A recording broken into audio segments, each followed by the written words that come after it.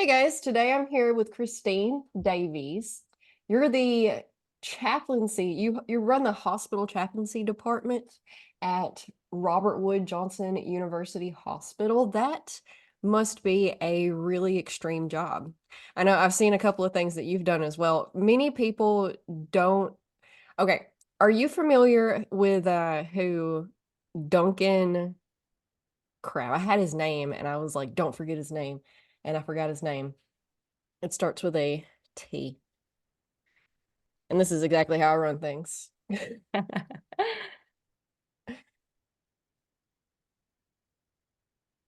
going to clean this up. Trussell. I was like, it sounds like a mushroom. Duncan Trussell. And that kind of exactly tells you what kind of stuff he does too. But he has a podcast and he had his mother on Hmm. as a guest 2 weeks before she died. Hmm. And she was some kind of psychologist or psychiatrist or something, and they knew that she was dying. And she did 2 weeks later from some sort of cancer. But that episode really stuck with me. And I think about it all the time because the whole episode was about death and how, as a Hmm. society and culture, we spend all of our time avoiding it and pretending it doesn't exist and sugarcoating it and glazing over it. And um, also, Alan Watts was Mhm. telling a story or something in one of his things I was listening to about how you can be on your deathbed in the hospital. There's nothing they can do. They've told everybody that you only have like 48 hours to live or whatever, whatever. And your friends and family will still come in there and tell you, oh, you're going to be okay. You're going to get out here. We're going to go Yes, home and yes, have a there is so picnic much with denial. tacos. Mhm. And that doesn't help anything or Mhm. anybody. They mean well. And then Mhm. also, still, Alan Watts was talking about how a well-versed preacher, though, can come in there and make you feel really good about dying. Like, man, Mm. you're getting out. You're done. Like, you don't have to worry about bills anymore. You don't have to worry about pain and emotions. Ew, emotions. Uh, so, yeah, that's pretty much what you're doing, right? Yeah, and I love those two examples that you shared, and I'll have to check them out.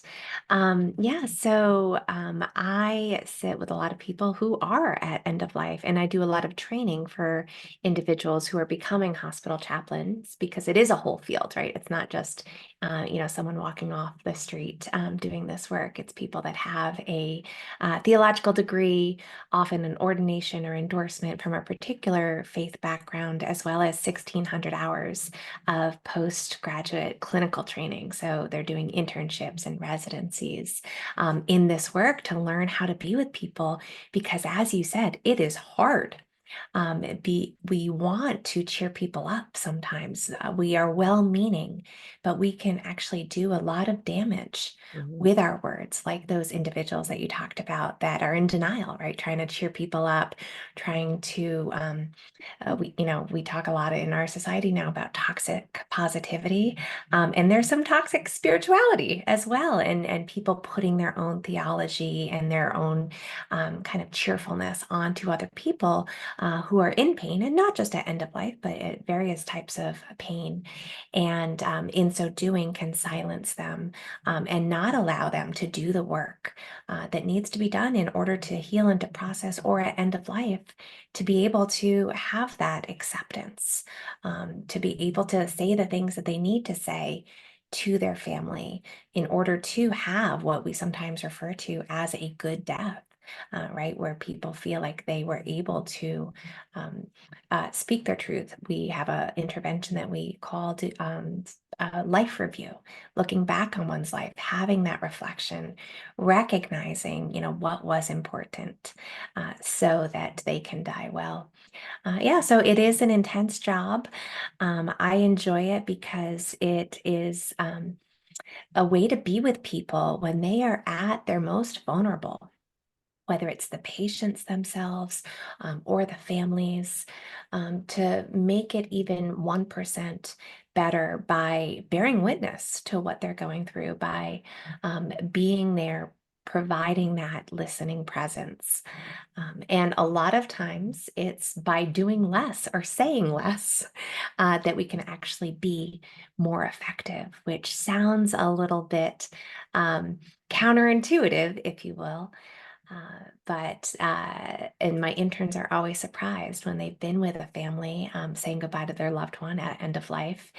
And the family afterwards thanks them and says, "Oh, you made that so much easier. I appreciate you being here." And my intern always comes back to me and says, "I didn't do anything." I said, "No, you did. Your presence. You were there as this family was saying goodbye. You helped them to have these really meaningful conversations and guided them through this process because this is not what people go through every day, right? I'm used to going through it every day with other families, but they don't know what to do oftentimes. So if we can help individuals and help families to incorporate all of the elements that they may want to incorporate at the end of their lives or at any point of suffering, the bulk of what I do is around bereavement, but really when anyone's in pain for any reason. Yeah, it translates across all factors of life, not just death. Mhm. When we focus on uh, I like focusing on the death part just because so many people refuse to. They don't want to look at it, and which means that we all need to look at it more and to be able to grieve, quote unquote, better. Because some of us are taken so off guard by this, even when we know it's coming. Like, Mhm. my grandfather died in 2021. He had a strange sort of dementia for years and years and years that escalated into seizures, and ultimately that's what took him. We Mm. knew for 5 years probably Mm. that we were on our last leg with him. And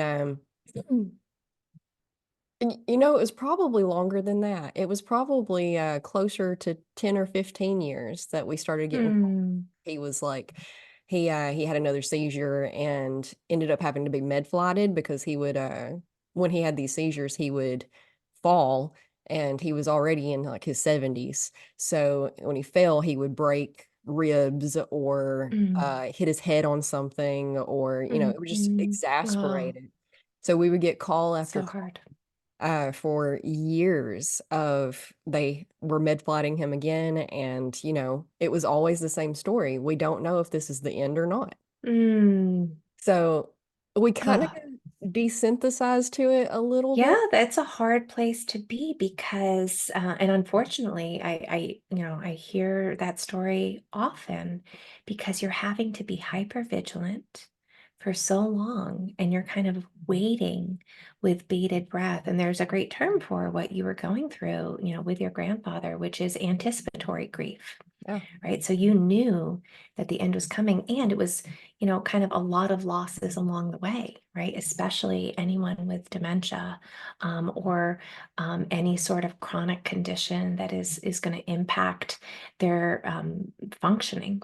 Hmm.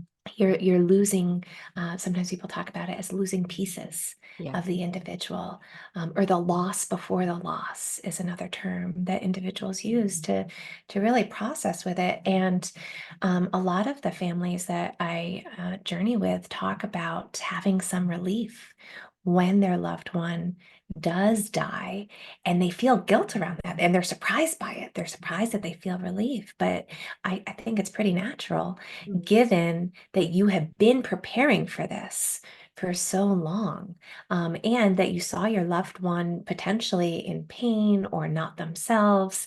And so there can be, I think, a way of settling into what you've been living with for a while. But I do like to remind folks of that, not to have guilt around it, because grief can come with so many different emotions. And I've also had family members talk to me about, almost wishing that their loved one would die sooner because they are seeing so much of the pain that they're in, and that death would be a comfort to them to have that. So it is complex. And as you said before, as a society, we are terrible at talking about death. And that's one of the reasons I, like to talk about it more, because I think we can normalize it from a societal perspective. And some of it is about, I think, our particular culture. So there's stories of, a professor in an Eastern culture who says to a classroom of students, "What is the opposite of death?" And they all say life. Oh, I'm sorry. Yeah, they say life in the Western culture. Sorry, I messed it up. In the Western, they say life. In the Eastern, when you ask what is the opposite of death, they say birth, right? Because they understand that to be a life cycle. And we've also done this strange thing where we have technologized death quite a bit.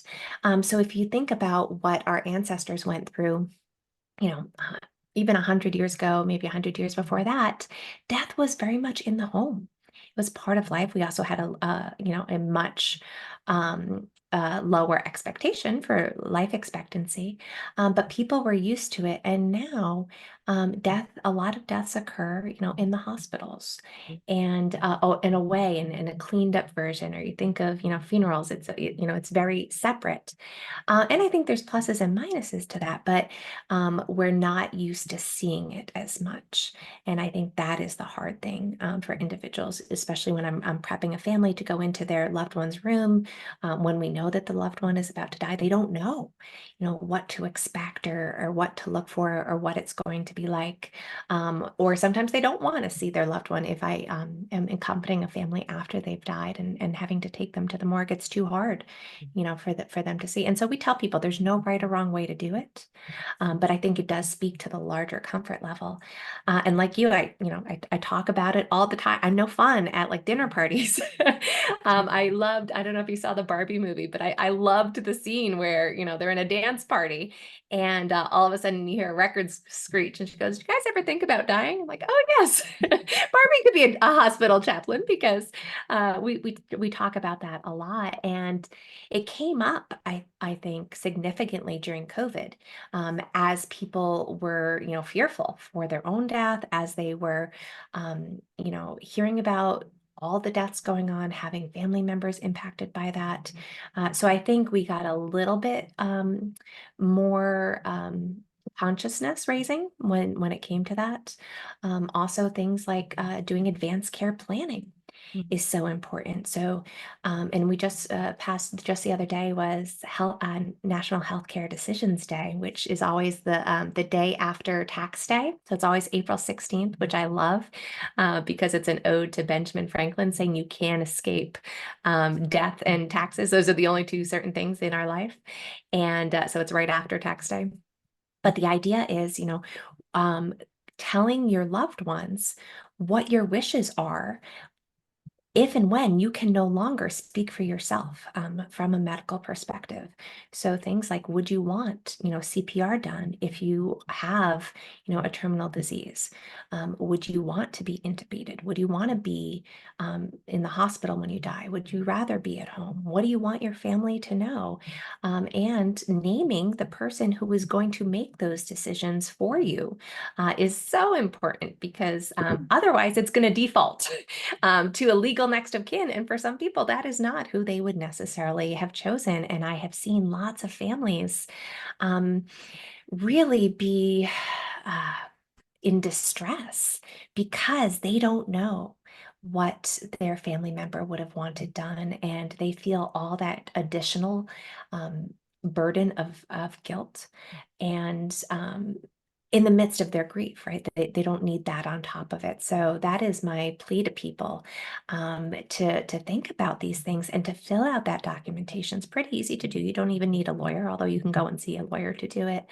But I think the reason that we put it off is because it involves us thinking about our own mortality, and who apart from, you and I really want to think about that. But yeah, there's a large majority of they've done surveys, a large majority of individuals say, oh yes, advanced care planning is important. And I would like, to be able to make those decisions in advance, but only about 30% actually have done the work of it. So I do recommend to your listeners to think about that. And there are great online tools. I just wrote a newsletter actually about it. So you can go to my newsletter and read a little bit more. And I have links there to different documents that I recommend people fill out for themselves and to have those conversations with others. And yeah, so I like to be like with Oprah with advanced directives and advanced care planning. Anytime I go anywhere, I'm like, okay, you get one, you get one, you get one. We have to fill these out now, and I view it as a future gift to your family. That's something that you can do today, so that you're going to cause them less distress later on. Yeah, and hopefully less fighting because Oh my fighting. goodness. I have sat in so many family meetings where, I feel almost like a referee. Yeah. Especially I see it a lot when a parent is dying and their spouse maybe has already died or is, no longer their spouse. And there's two or three or four children, and they don't all agree. And it can cause such significant harm, and it's at a time where emotions are heightened to begin with, right? So all of our worst selves come out when we are going through something stressful, Mhm. and saying goodbye to a loved one is stressful. And to add on to that, can create really long-lasting wounds amongst your family. And I don't think anyone would want that if they really thought about it. Like, oh, yes, I would like my death to, bring about long-lasting rifts, right? No, of course not. We are hoping that the legacy that we leave is one of love and this family that we may have created, or even friends. Like it can be any different constellation of whoever, is within your orbit and who are your people. Yeah, because again, it doesn't matter if you have warning, because so many of us stick our head in the sand to where, going back to my grandfather, we Mm-hmm. 15 years that this was, Yeah. and not to mention that, just by default, we're all going to land there anyway, eventually. So we should Mm-hmm. uh, go ahead and kind of try to accept that and look at that, but next to nobody does, you're right.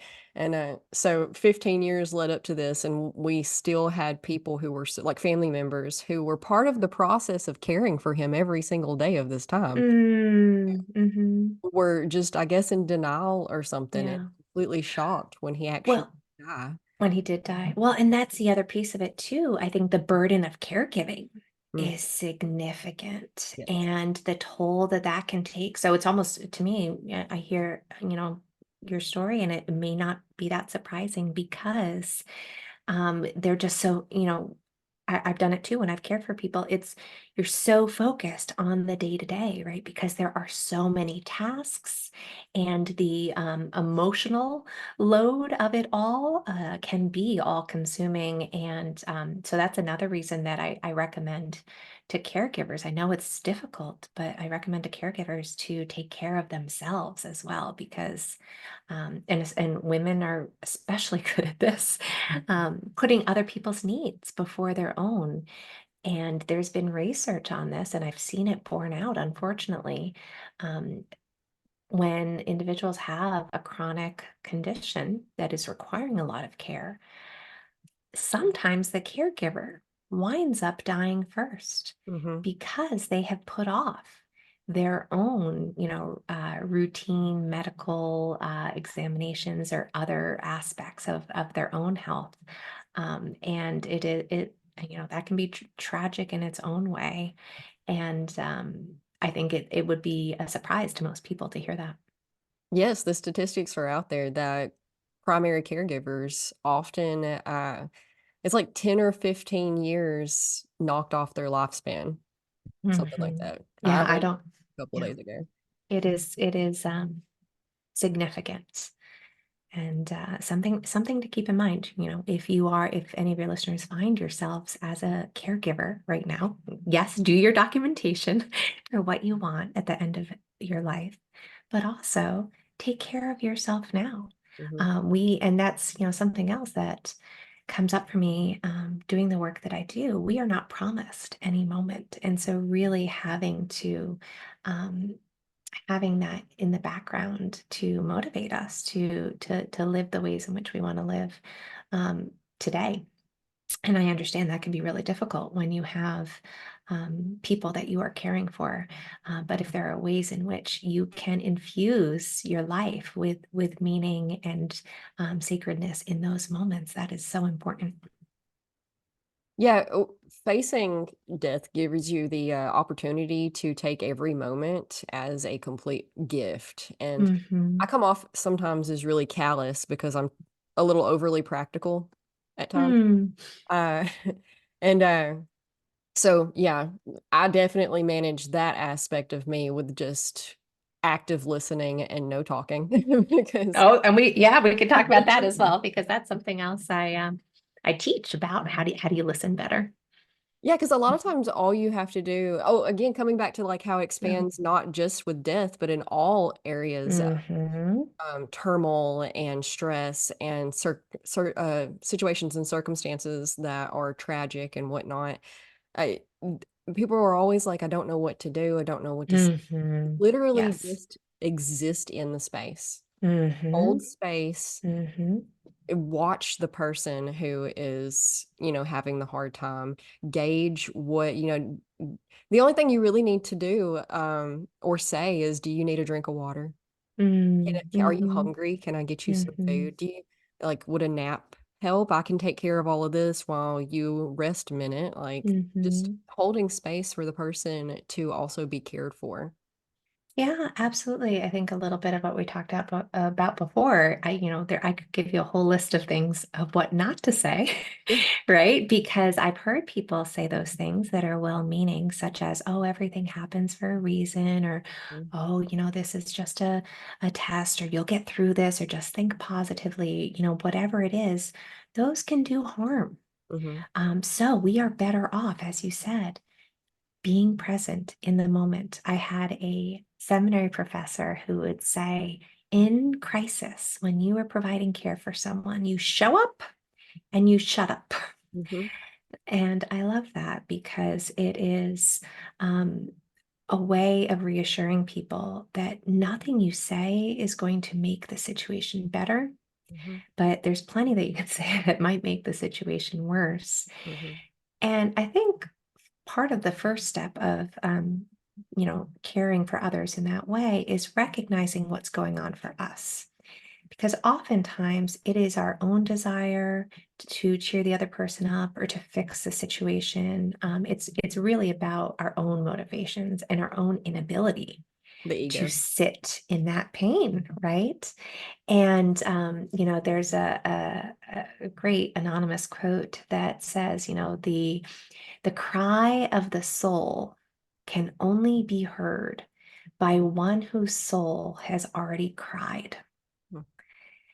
And how I interpret that in my work is oftentimes people who have gone through their own pain, whether it's grief due to a loss or anything else that's gone on that's been hard in someone's life, they often can sit with individuals better because they know what it is to be told, oh, just get over it, or, these types of things that can be harmful. And it's actually our pain that can equip us to be with others, even if we've not been with someone in that exact same experience, right? We can tap into, okay, what was it like for me when I was going through that? What did I need? Right. And then offering that rather than, some of the empty phrases. Something else I like to recommend to people, if you're offering, care to a friend or a family member trying to help, right? I think all of us are well intentioned and have, good hearts, and that's what's motivating a lot of us. I recommend not not asking, oh, let me know if you need anything, because then that puts the onus back on that person. Mhm. So I will do something as simple, or recommend people do something as simple as sending a text saying, okay, I'm at the grocery store right now. I'm going to bring you, dinner for next week. Would you like me to drop it off at your door today or tomorrow? Right? Like giving people choices, but within a framework. Yes. Or I can walk your dog for you. I can babysit your kids. I can do your laundry. Which one? One, two, or three, or all of the above. Mhm. Really minimizing the choices that people have to make, or the stress of them being the ones to ask for things, when we know it is hard to ask for what we need. And sometimes it's hard to even figure out what it is that we need in any moment.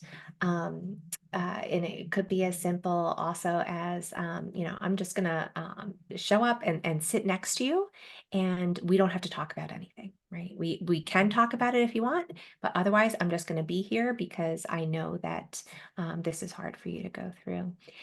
So I think giving people options like that, real tangible, practical things like you talked about before, like here's some water, right? Helping people to take care of, their basic needs when we look at the Maslow hierarchy, right? Like we're focusing on, the ones below, can go much further than us trying to put our own beliefs on someone in that particular moment, or trying to fix it when there is no fixing it. Mhm. Yeah, you can't really ease the pain. You just have to let it run its Mhm. course, the 5 stages of grief and whatnot. And for sure, you can't put your own ideologies on them because most of the time, we don't really know what other people think or believe in. So Mhm. then you're putting them in an awkward position if they don't believe the way you do. And they most likely recognize that you're meaning well, but they're probably feeling very frustrated with you and like you're wasting their time when they're busy over here grieving. Mhm. So you need to, yeah, no talking and just let them tell you, let them guide you, let them lead, Mhm. and you just hold the space. But Yeah, I, meet people where they are. yes. I also agree that we've modernized death too much to where Mm. we're disconnected from it.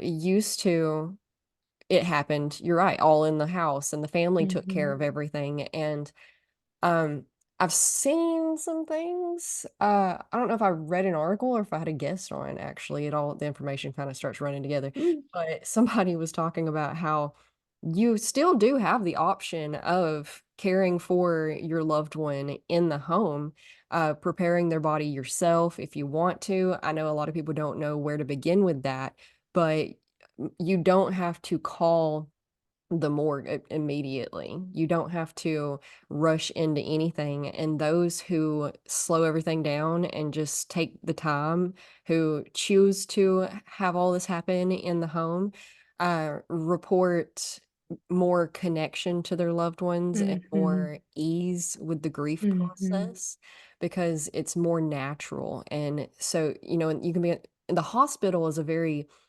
rigid place to be just Mhm. by nature. So, Yeah. white coat syndrome, whether or not we're the patient, most of us are stressed out in those types of settings just naturally. So, if you're adding that extra stress on something that's already stressful, again, this isn't for everyone. If you're like, absolutely not, somebody else take, then that's totally okay as well.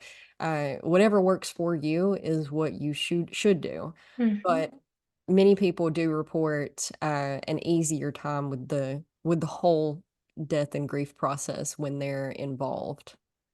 Absolutely.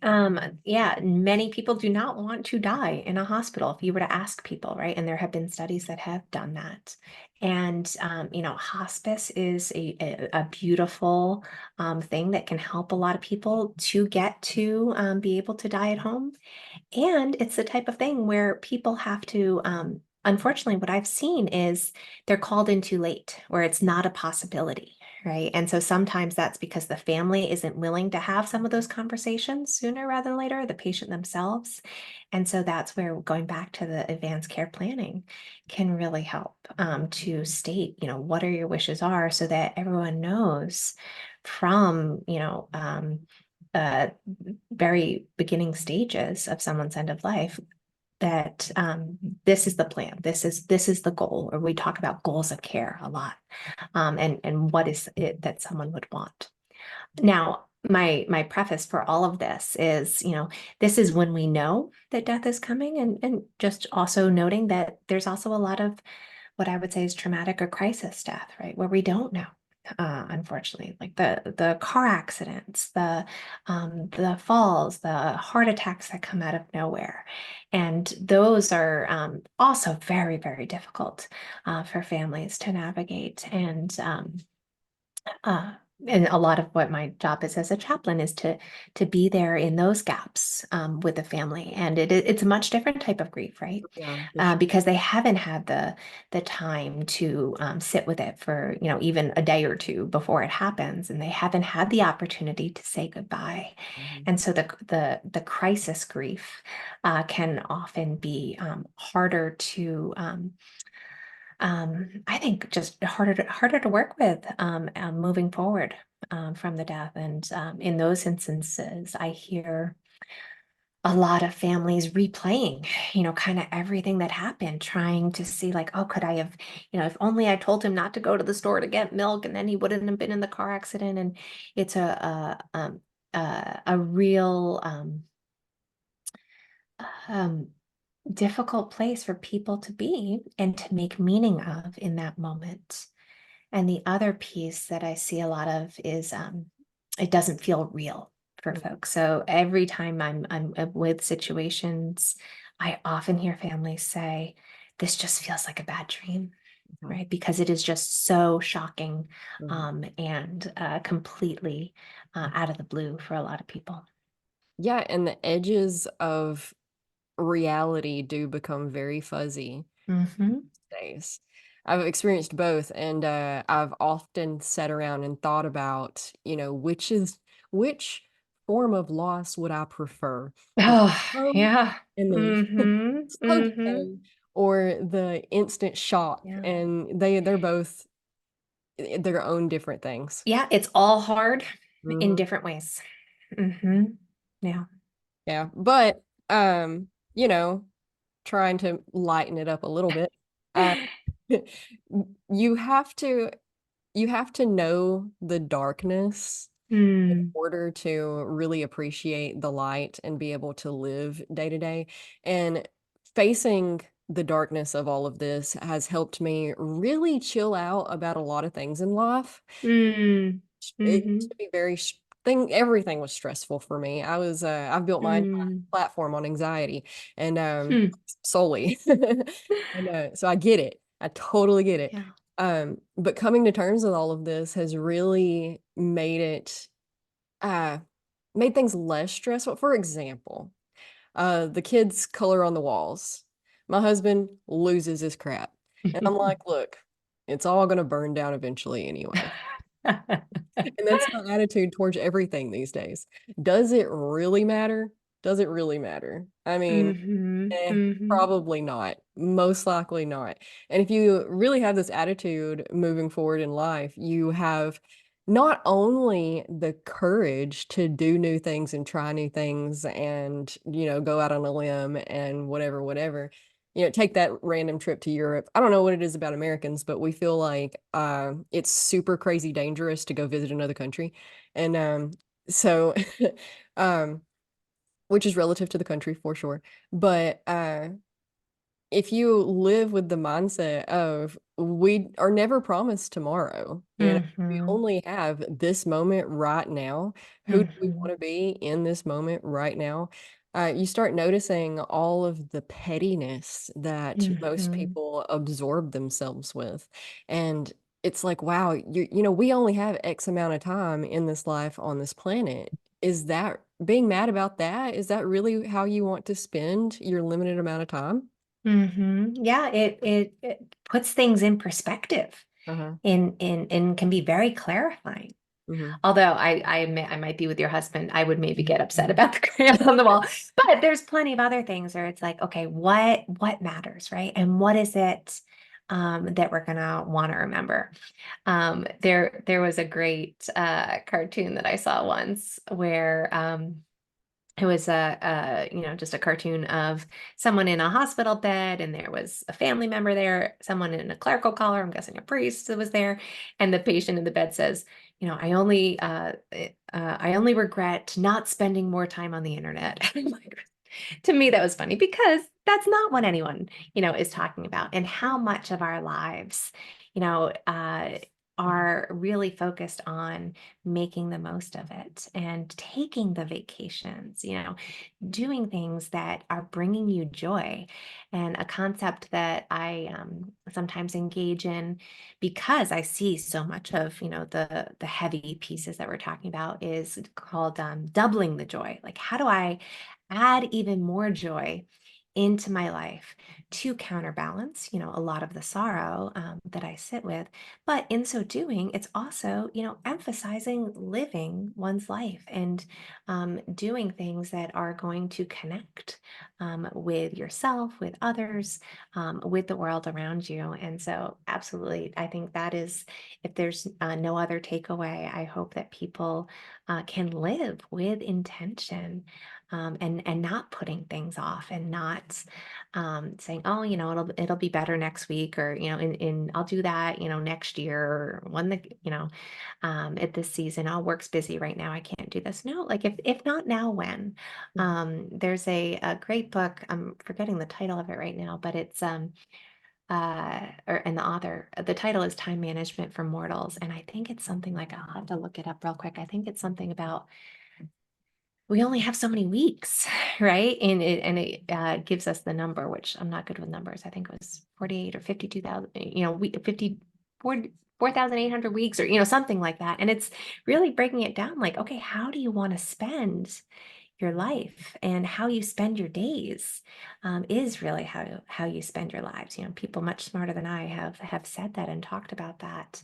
And so, really recognizing that, and then, there may be an invitation there to change. Like, okay, is this really, what I want to be doing, and what I want to be remembering? Or if, heaven forbid, something were to happen, tomorrow or next week, what do I want to focus on? And so, in a way, I think it can be liberating, Mhm. even though I understand it can also feel very overwhelming. It's funny, even like the YOLO type movement. Do you remember that? The you only live once. I'm like, oh, there's some truth to that. The I don't know what generation came up with that hashtag, but like, again, I don't mean to justify people's, reckless behavior, but there is something to recognizing the fact that, our time here is limited, and how do you make the most of it, and what do you value, and how do you want to live out those values? Sometimes, when people are in seminary, they have to plan their own funeral, because they're going to have to then do funerals of other people. And it's an interesting task to think, okay, what are people going to say about you? And what would you want people to say about you? And kind of using that as a barometer of, okay, what is it that I am really hoping to be remembered for? And how might I do that today? Yeah, live every day with the mindset of, if I died tomorrow, would I be satisfied Mm, with how I've done, who I've been, hmm the relationships. We get so uh we're really bad about putting things off, waiting until Monday, waiting until the first of the year, um waiting until XYZ so that we can have good relationships with our loved ones, and take the vacation or whatever. Or something as simple as, I saw a meme the other day that was talking about how this person brought, or a friend brought them this fancy coffee or something. And she was like, "You're going to have to ration it out for special occasions." And he, Mm. no, no, no. And I myself used to be bad about that. I would get, like, the bath bomb, the fancy bath bombs for Christmas. And they would just sit in my cabinet and I would use one every 6 to 8 months, only when I Mm-hmm. was really feeling down and out. But Mm, no, the just being alive yeah. is a special occasion enough. Yeah, you're speaking my language because I feel like baths are one of my spiritual practices, Mine too. just my place to relax and to meditate and everything like that. But yeah, that concept, I don't know who said it, but I remember hearing someone say once, like, use the good china, Yeah, right? Like, don't, I mean, I don't have good china, but if I did, right? Don't save it for that special occasion. Today is really the special occasion. And yeah, I think that that can be a really helpful mindset and a reminder. yeah, romanticizing your life with the fine china on just a regular Hmm. Tuesday Hmm. with your tacos. That's- coming back to the overwhelm and the liberation of it, both are true for sure. And the overwhelm of it, that, emotions, we feel them so, and it's what sets us apart from the rest of the animal Hmm. kingdom, right? Is our Hmm. ability to feel emotions on such a large scale, like such a range of emotions, and so large to the point that it literally does feel like we will explode from our heart Mm. in some of these cases, especially when speaking on like the death of a loved one.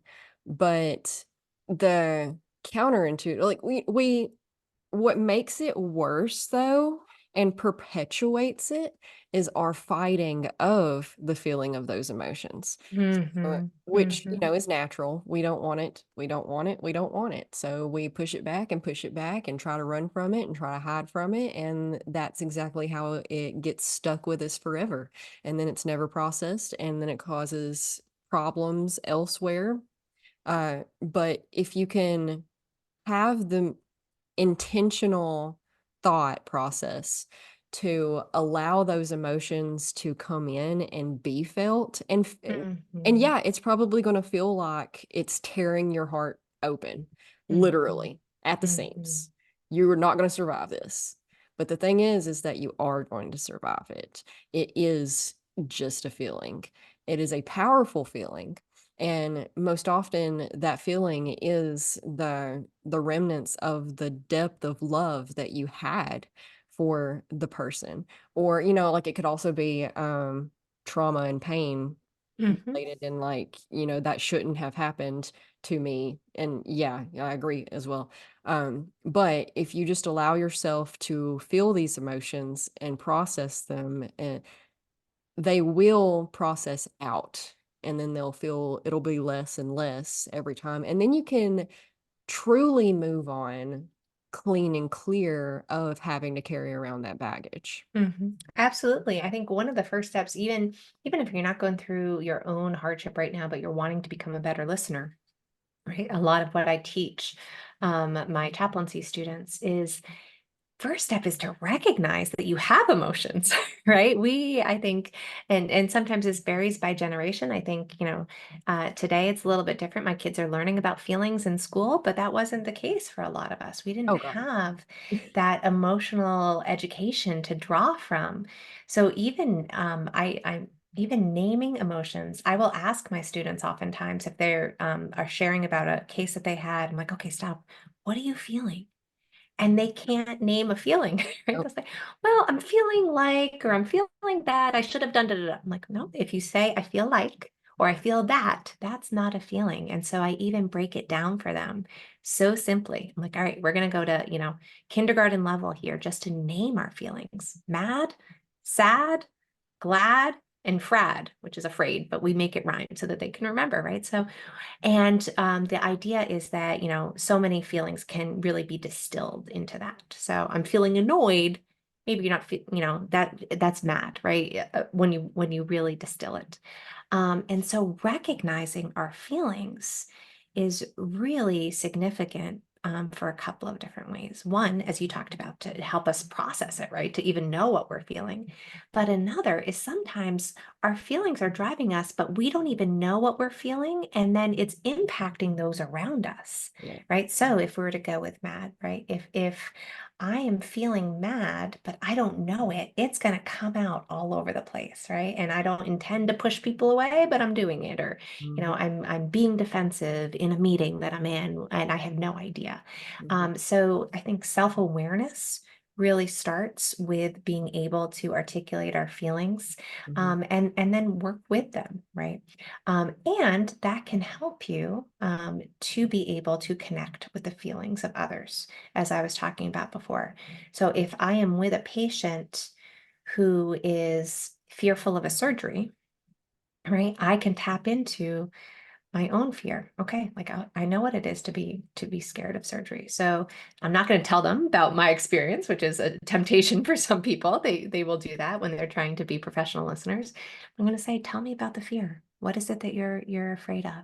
mhm. Right? And allow that person that space to really talk about it. And they may say, I'm afraid that, they're not going to do a good enough job and I'm going to have to do this again later. I'm afraid of the pain, or I'm afraid of, not making it off the table, whatever their fear happens to be, giving a space for that. And so that's how my feelings can help me, and knowing my feelings can help me to be there for other people. So even if you're not motivated enough to, do your own emotional, investigation for yourself, it can be a tool to help connect you to others.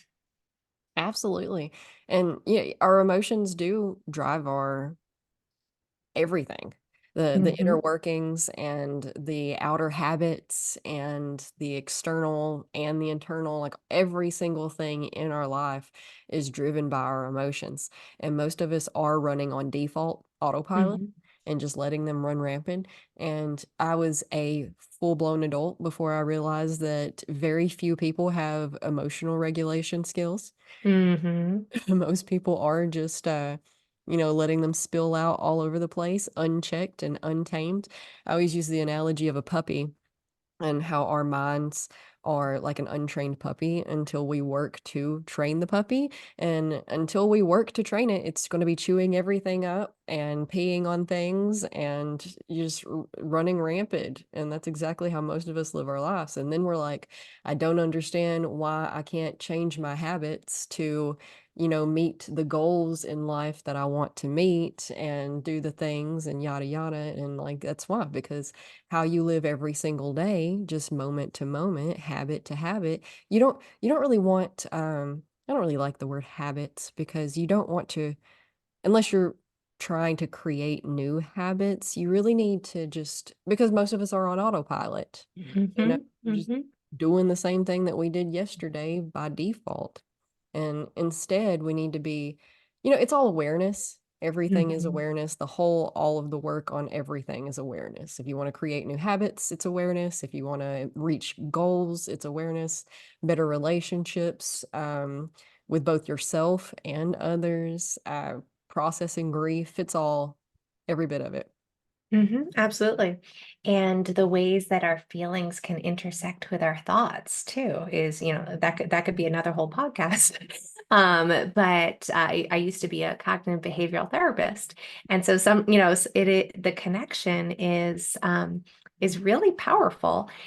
And like you said, it's really about investigating it and being self-aware to know, what is driving me right now? Is it that, that puppy, or, sometimes we use the term like a lizard brain, right?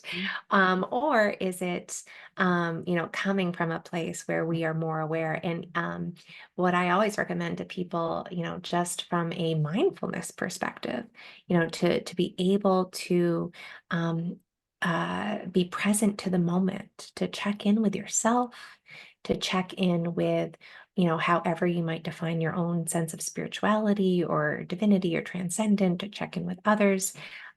Even those breaths and that regulation practices can really go a long way when you're in crisis, or when, you're just in traffic.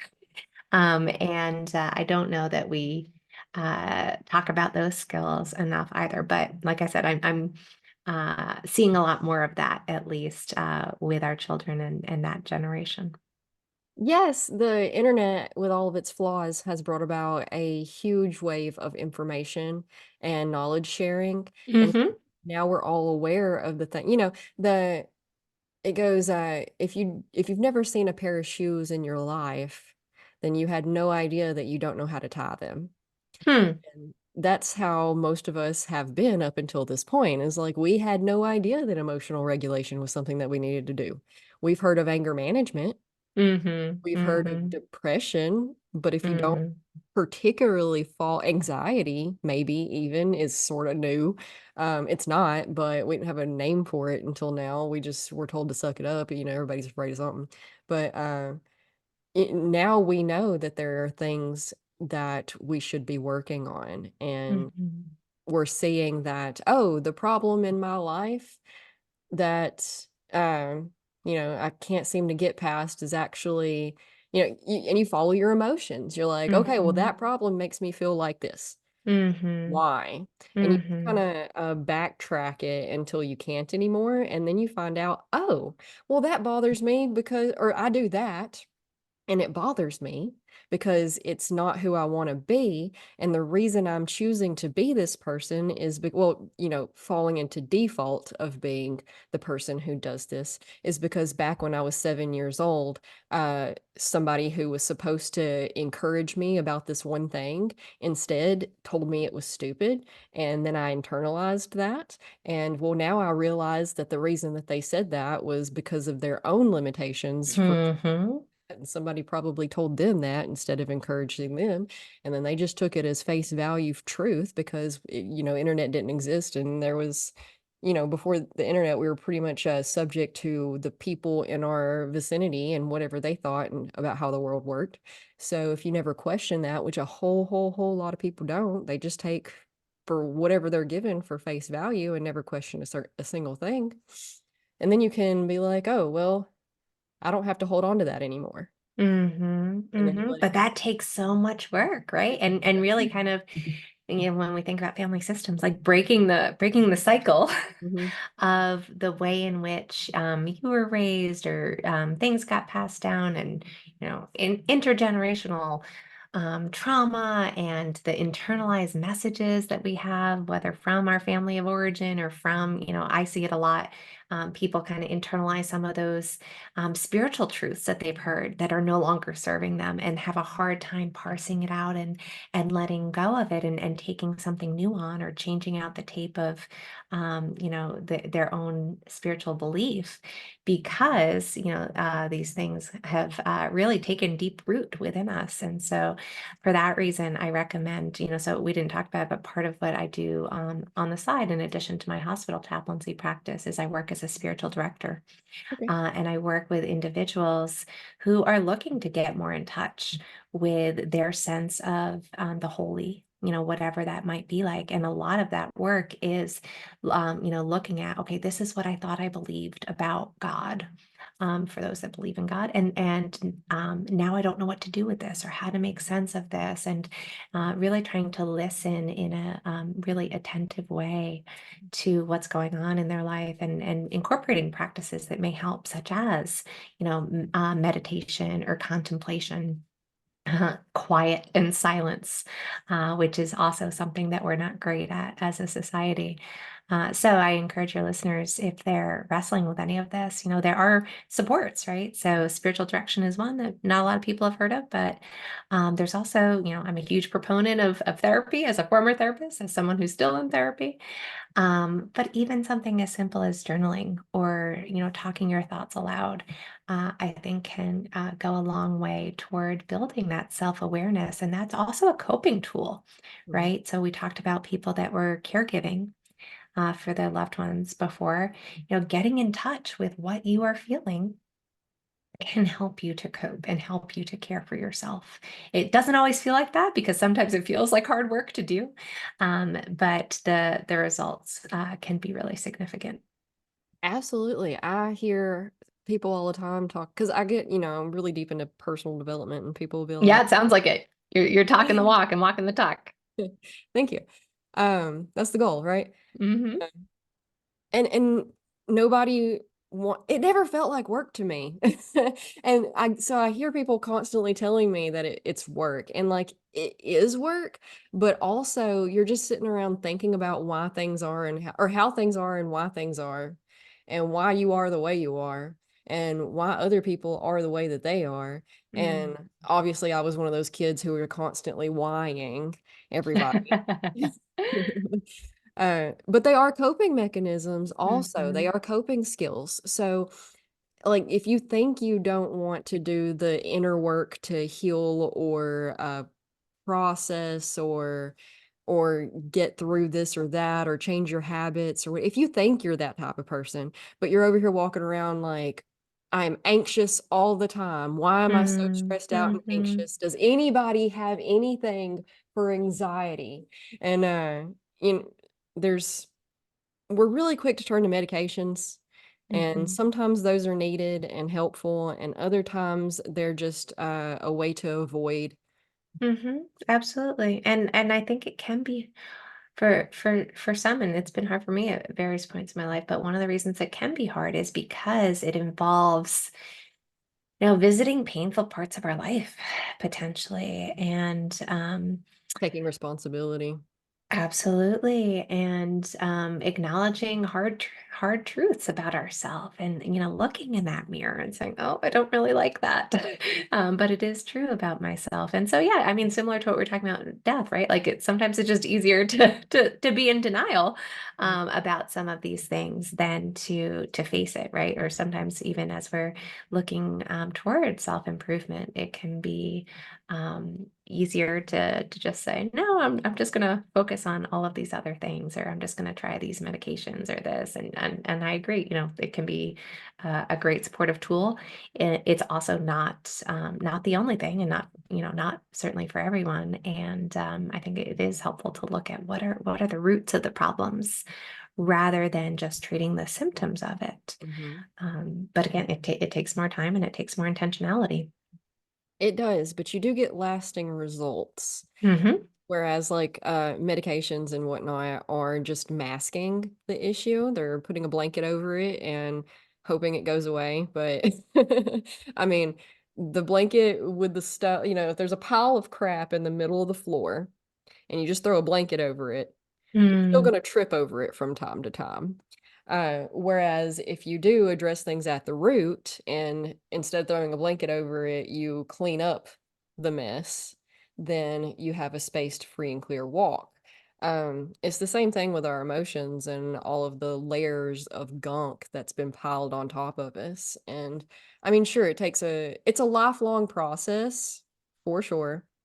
But I mean, we're all here until we die anyway, so might as well make the best of our moment to. Mhm, mhm, mhm. Yeah.